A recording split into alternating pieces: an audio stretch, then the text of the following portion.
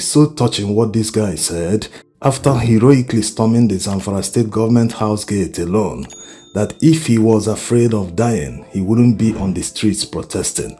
That's very touching. They even said that they will kill me. If I'm afraid of killing, why should I come? This is exactly what Tinubu is dealing with, but for some reason, he and his handlers pretend that it is the opposition that is sponsoring the protests. The opposition have moved on. Yes, Atiku Abubakar refers to Tinubu as the president. Peter Obi does the same. If the opposition wanted to protest against the electoral heist that happened last year, they would have called out all their supporters. Immediately INEC announced the results. They would have shut down this country. But they didn't do that. Even Tinubu would have shut down this country if he was robbed in an election. Yes, remember in 2015 they said they will form a parallel government if Goodluck Jonathan wins the election. Osinbajo went on television and defended that, despite the fact that Nigeria doesn't operate a parliamentary system. So you can understand the difference between them and the current opposition in Nigeria. Besides, even if the opposition is sponsoring the protest, that is not because of hunger and hardship that Nigerians are organically moving out en masse to protest. It is not against the law. It is the job of the opposition to capitalize on the failings of the government in power. That's why it is called a democracy. Look at El-Rufai justifying their job as opposition before they came to power in 2015. The job is to look at even good things that they are doing and say they are not doing it well. That is the job of opposition. So we have no apologies for pointing out to Nigerians that this government is incompetent and has failed to provide security. If you say we are politicizing it, fix the problem so that we can't politicize it. Okay? Are we politicizing breathing of air? Every Nigerian can breathe air. We can't politicize it because there is no problem there. But if you fail to supply petroleum products and we say you are failing, you say we are politicizing it. Fix the problem so that we don't politicize it. If you say that there is terrorism, we are politicizing it, eliminate terrorism. 5 years ago, nobody was talking about terrorism in Nigeria. Under Jonathan, it has become an industry. And we should not take advantage of their failings so that we secure the votes of Nigerians in the next elections. There must be something wrong with them. We have made suggestions to the government on how to improve security. They have ignored it. One wonders what changed. Why is the current administration desperately trying to criminalize protests when they protested at their own time when they were in opposition? They lied against Goodluck Jonathan's administration, an administration that achieved the highest GDP in Nigeria's history. Many Nigerians bought the lie at the time. They rode on the backs of Nigerians and came to power. Today, they cannot even govern. They keep making references to leaders of the protests as if it is illegal. There are no leaders. People are organically protesting en masse. People like this young man in Zamfara state, who is a graduate going by how he speaks, they know that the past 9 years of their lives have been a waste. Yes. Their colleagues in foreign countries have achieved far better than they can ever achieve under the current administration. That's why people are assembling themselves organically and protesting for their future. Their future is almost gone. They are now protesting for their children's future. Some of these people who are actually in diaspora, we have a number of them who are actually instigating this mayhem that we're seeing right now. What we've done is we've had them on our watch list and they've been watch listed. We have them on our radars and we're making sure that any attempt they make to come into the country will notify the necessary authority. The fundings are there, but let me even shock you that people are leaving the banking space to virtual currency, and people are using crowdfunding to raise money. People are using things other than the currency that you know of, channels of transaction, to do bitcoins, to do virtual currency, to do all manner of things to raise financing.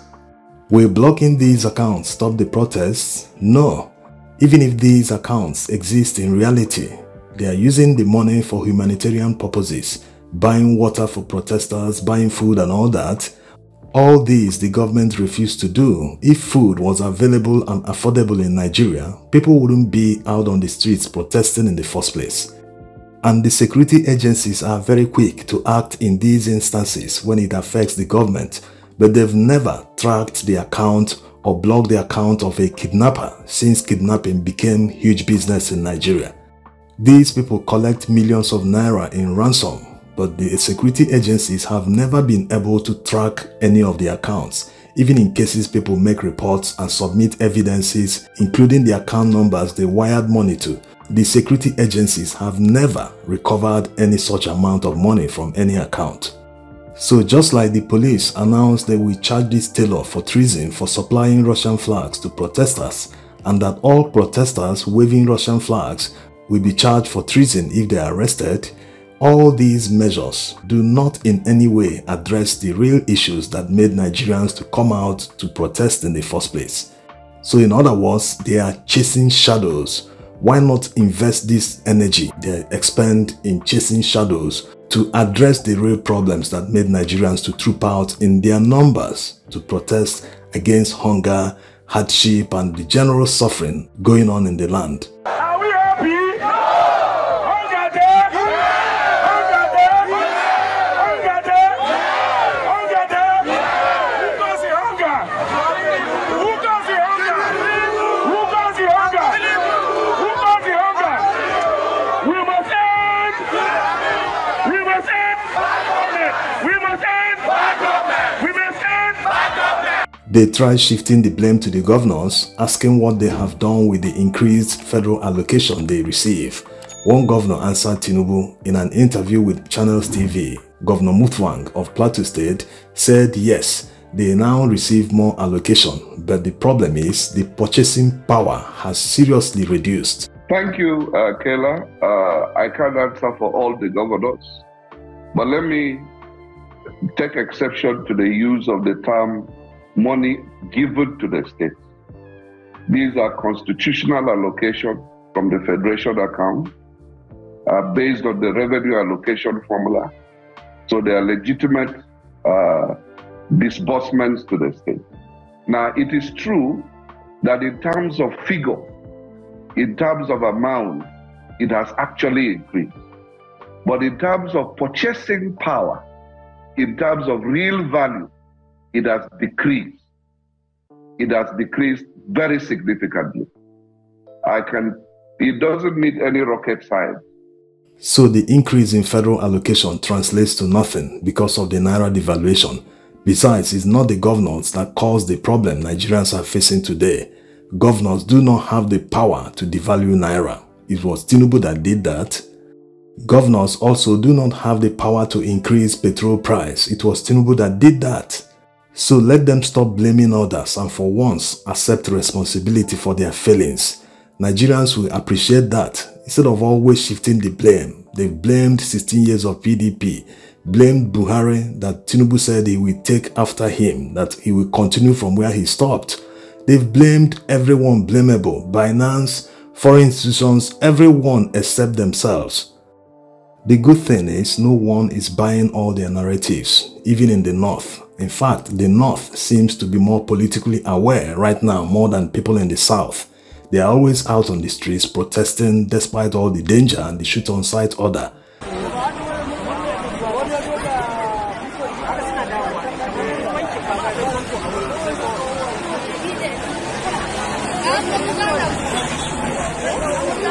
All they are demanding is that the government reduces the price of petrol, that the government must solve the insecurity problems they are facing in the North.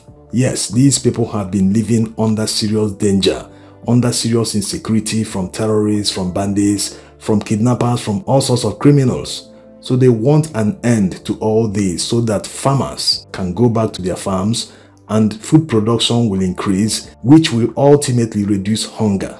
How is this not a legitimate demand? Even if it is the opposition that is making these demands, are they not legitimate? Is it not the responsibility of the government to solve problems, to make sure that the economy continues to thrive? Is it not the responsibility of the government to make sure they fight hunger and hardship and make sure that the enabling environment is there for businesses to thrive? Instead, what we have under this administration is a hostile environment that is chasing away multinationals. How many of them have left the past year alone? I want to